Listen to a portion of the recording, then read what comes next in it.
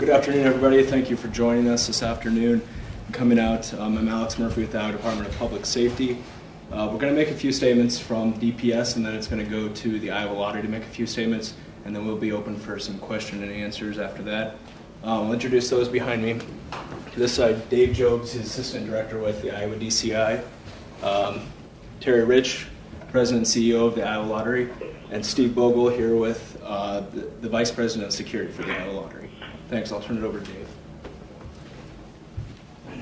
Good afternoon, and thank you all for coming. On October 9th, the Division of Criminal Investigation held a press conference to release video footage of the Hot Lotto ticket purchased in December 2010. We requested assistance from the public in identifying the ticket purchaser. We received a strong response to our request. Hundreds of individuals completed the survey that accompanied the video. Several provided tips for agents to follow up with investigations. On behalf of the DCI, the Attorney General's Office, and the Iowa Lottery, I want to thank the media and the public for their assistance in this case. Due in part to the information provided by the public, the Iowa Department of Public Safety, Division of Criminal Investigation, along with the Iowa Attorney General's Office, have filed charges and made an arrest in the Hot Lotto investigation this afternoon. Eddie Raymond Tipton, age 51, of Norwalk, Iowa, has been arrested and charged with 2 counts of fraud, both Class D felonies. Mr. Tipton was taken into custody without incident at approximately 2:15 this afternoon. The allegations for these charges stem from his statutory prohibition on playing or winning the lottery. That prohibition is due to the nature of his employment with the Multi-State Lottery Association, where he currently works as the Director of Information Security. Investigators believe Mr. Tipton purchased the winning ticket at the Quick Trip store on Northeast 14th and later attempted to claim the prize with the assistance of other individuals. I must emphasize this is still an ongoing and active investigation. I will also add that a criminal charge is merely an accusation, and the defendant is presumed innocent until and unless proven guilty. Thank you. This time I'll turn it over to Lottery CEO Terry Rich. Thank you very much. We're disappointed to learn that someone who has worked as a vendor for the Iowa Lottery has been charged in this case. At the same time, we're gratified that the thorough procedures and protocols we've developed to protect the security and integrity of our games worked to prevent the payment of a disputed prize.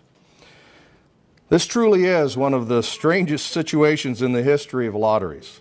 We believe this is the largest lottery jackpot ever to be claimed, only to have that claim withdrawn. The charges in this case focus on possible fraud attempts as the prize was being claimed. Of course, many of you know we have strong security procedures in place to protect and ensure the integrity of our games, and we absolutely believe this case indicates that those processes worked to protect lottery players, lottery games, and lottery prizes. It was the right thing for a lottery to refuse to pay this jackpot prize unless or until basic security questions about it could be answered, and they never were. We all know there will always be people who try to beat the system. We have and will continue to update our security procedures as we identify vulnerabilities to protect against them. With me is Steve Bogle, Vice President of Security, and I'll let the DCI come back up to the podium, and we'll all be happy to answer questions. Come on in, Steve and Dave. To the floor to questions. What led you to Eddie Raymond Tipton?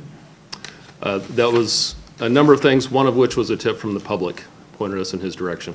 Somebody who saw the surveillance video? Correct. Mr. Rich, do you know Mr. Tipton and work with him? I have met Mr. Tipton, and he works for one of the Iowa Lottery vendors, but not close friends or over the years have known him. Your reaction just finding out it was someone kind of in the quote-unquote lottery family? Well, I think the reaction is disappointment, but yet I think being gratified that all of the hard work that the DCI, our security team, and the Attorney General's office done to get to this point. This has been a huge mystery, and we all wanted to know, and we want to do everything possible to bring this to a conclusion, and we've just reached the next step. It's well known in the industry, I'm guessing, that you guys can't win the jackpot? Would you say that's safe to say? I think it's safe to say that all lottery employees and the vendors who have access to confidential materials are prohibited from playing lottery games within their states. He didn't manipulate the game in any way, did he? Going about this, he just bought the ticket and happened to win? Good question. This charge is based solely on his purchase and attempt to cash a winning ticket. There are no allegations of anything else. Obviously, the investigation continues, and maybe the DCI, if they've got any of their comments on that. I think that sums it up. The allegations are not of the nature like you described. They're simply that he's a prohibited player and attempted to claim the prize. I've got a question. What's the director of security? Was he the sole person who did that? Like, what was his responsibilities? Now, that'd be a good question for the Muscle organization. It's my understanding in working with Muscle that they have a security department, 3 to 4 people, and they work with lotteries to enhance, obviously, all of the things that we're talking about, the security protocols and the different layers. They have certain, what I would call keys, as Steve has certain keys, or the IT department in our Iowa Lottery has certain keys, so that everybody doesn't have all the keys to the kingdom. So was he technically involved in the investigation into this investigation at all? Let's answer that one with Dave, as he's in charge of the investigation. No, not that I'm aware of. No, he would not have been involved. Are there going to be more arrests outside of Iowa in this case? It's an ongoing investigation. Do you anticipate more arrests given what you know? Again, I'll just say it's an ongoing investigation. We'll continue to evaluate information as it comes forward and consult with the Attorney General's office as appropriate. Do you know what tied him to the attorney Shaw and Belize and? There was a relationship between Mr. Tipton and one of the individuals, at least one of the individuals in Texas. But not to the attorney Shaw, whatever his name was, Shaw. I don't believe there's a direct connection. Okay. There's a connection between one of the individuals in Texas and Mr. Shaw. Mr. Rich, what changes are you making in light of this? Good question. Why don't I ask Steve Bogle, Vice President of Security, maybe to talk a little about, as we know and hear about these. Well, anytime, for all our lottery games, not just the hot lotto game, we have security in depth. And so we have protocols, procedures, and technology that we use to constantly keep that in check. And we've made changes in the 3.5 years that I've been there, and we're constantly looking for vulnerabilities, talking to other lotteries, lottery security departments, finding out what vulnerabilities they find, and then we put in processes, procedures, and technology to mitigate those. Obviously, I can't talk specifically about those because the more people would know about them, the more they would try to figure out how to get around them. Have you made any changes as a result of this hot lotto mystery? I have made some procedural changes, yes. Mr. Rich, this has been an investigation that took a DCI to Canada, down to Texas. Is it astonishing that the suspect was in our backyard the whole time? You know, in investigations and what we try to do as a lottery to protect its integrity, we want to and encourage to be able to, wherever it takes, to find out and follow the investigation. I was really impressed and pleased with the professionalism and what the desire by our DCI and Attorney General's office and our security department to follow this all the way around North America and landed in our backyard is somewhat amazing, but yet, again, people in this world, in the cyber crime areas that are going, people try to take advantage of the system. It's our job, and a very big job for Vice President Bogle and group to always be and try to keep ahead of that, and I'm pleased that we got to this point. Mr. Rich, as year after year went on, did you have doubts growing that this would ever be solved? You know, there's something about when a crime is committed, and I've learned this again from the DCI and my friends who have been in law enforcement. Somewhere along the line, people trip up and evidence is found that created, and you just have to look, and it took a little more on this one. This definitely was a mystery. We were all wondering, but we all had a strong desire that if there's any doubt when people are playing a game, because every day you walk up to a counter, it's an optional purchase. Yes or no, do I do it? They've got to win. They've got to know it's fair and honest.